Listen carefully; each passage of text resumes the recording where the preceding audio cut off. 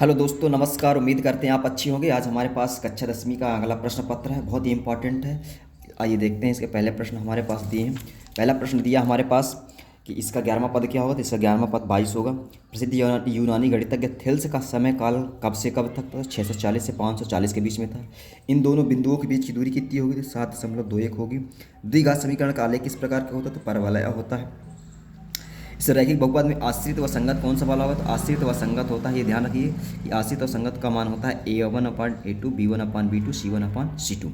इसी तरह से एक दिया है कि ax² + bx में कोई वास्तविक मूल नहीं होते। कम वास्तविक मूल नहीं होते जब b² - 4c का मान 0 से छोटा हो, मतलब ऋणात्मक में आए, तब इसके कोई मूल वास्तविक नहीं होते, काल्पनिक होते हैं, ये हम कह सकते हैं।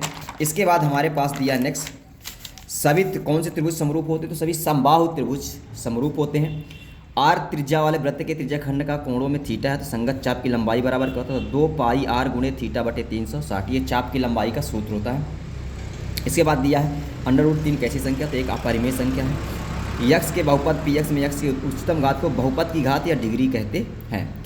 द्विघाती समीकरण ax² + bx + c को हल करने हेतु द्विघाती सूत्र है। तो ये द्विघाती सूत्र या इसी को हम बोल सकते हैं श्रीधाराचार सूत्र, बहुत ही इंपॉर्टेंट है। श्रीधाराचार सूत्र का मान क्या होता है?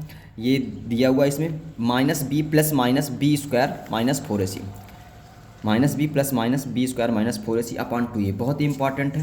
समांतर श्रेणी 7, 13, 19, 250 में पदों की संख्या कितनी? तो कुल पदों की संख्या 34 है। कितनी है? 34। इसके बाद हमारे पास नेक्स्ट आता है सत्य और असत्य। तो ये पहला नंबर असत्य है, दूसरा नंबर सत्य है, तीसरा नंबर असत्य है, चौथा नंबर सत्य है, पाँचवा नंबर सत्य है और छठवां नंबर सत्य है। तो इसको जरूर आप देखिए। फिर इसके बाद हमारे पास नेक्स्ट प्रश्न पत्र आता है, सही जोड़ी आती है। सही जोड़ी बहुत ही इंपॉर्टेंट है। जैसे ये हमारे पास ये त्रिज्यखंड का क्षेत्रफल क्या होता है? तो ये होता है, F नंबर मिला दीजिए। अर्धगोले का आयतन क्या होता है? 2/3 πr³ होता है। इसका मान क्या हो जाएगा? sin² + cos², 25 का मान 1 हो जाएगा। tan थीटा का मान कितना? sin/cos theta. sec² का मान होता है tan² थीटा। 30 का मान होता है 1/√3। ये मानोगे और इनको आप ज्ञात कर सकते हैं। इसके बाद ये हमारे पास आता था एक वाक्य में उत्तर लिखिए। एक वाक्य में उत्तर बहुत ही इंपॉर्टेंट है। पहला दिया है द्विघात बहुपद x² + bx + c। शून्यकों का गुणनफल का सूत्र लिखिए। शून्य का गुणनफल होता है α × β c/a। वृत्त के स्पर्श बिंदु की परिभाषा दी थी। वृत्त के स्पर्श बिंदु की परिभाषा है स्पर्श रेखा और वृत्त के उभयनिष्ठ बिंदु को हम क्या कहते हैं? स्पर्श बिंदु कहते हैं। एक वृत्तखंड का क्षेत्रफल का सूत्र क्या होता है? तो वृत्तखंड के क्षेत्रफल का सूत्र होता है πr² θ/360। एपी के nवां पद ज्ञात करने का सूत्र क्या होता है? तो एपी के nवां पद ज्ञात करने का सूत्र होता है an = a + n - 1 × d। an = a + n - 1 × d। आधारभूत प्रमेय का कथन लिखिए। आधारभूत प्रमेय का कथन होता है कि कोई भी त्रिभुज कि एक भुजा के समांतर कोई अगर रेखा खींची जाती है तो वो रेखा त्रिभुज के दो बराबर भुजाओं को समान अनुपात में बांटती है। यही आधारभूत अनुपातिकता समानुपातिकता का प्रमेय है। इसी को हम थेल्स का प्रमेय भी कहते हैं। वृत्त की छेदक रेखा की परिभाषा लिखिए। तो वृत्त की छेदक रेखा की परिभाषा क्या आ जाएगी? वह ऐसी रेखा जो वृत्त को दो बिंदुओं पर प्रतिच्छेद करती है, छेदक करती है, उसे हम क्या कहते हैं? वृत्त की छेदक रेखा कहते हैं। फिर इसके बाद दोस्तों ऑब्जेक्टिव हमारे खत्म होते हैं। इसके बाद आते हैं प्रश्न आता है, बहुत ही इंपॉर्टेंट है ये प्रश्न जितने भी दिए। ये प्रश्न थोड़ा सा इसको दिक्कत है, ये अपने से बना के दे दिया, जबकि ये प्रश्न है AB बराबर ये दिया tan A बराबर या C बराबर कुछ भी मान लीजिए।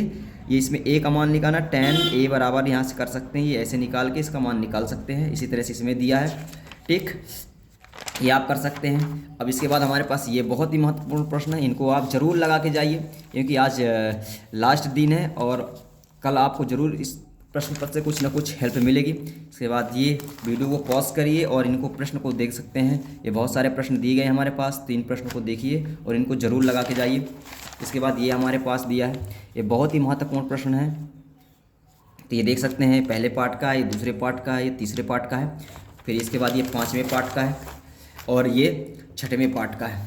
तो ये ऐसे आप देख सकते हैं। इसके बाद ये हमारे पास 7 पार्ट का है, फिर ये भी 7 पार्ट का ये देख सकते हैं आप। 2 प्रश्न आए हुए हैं, ये 2 प्रश्न आए हुए हैं, तो यहाँ से आप देख सकते हैं।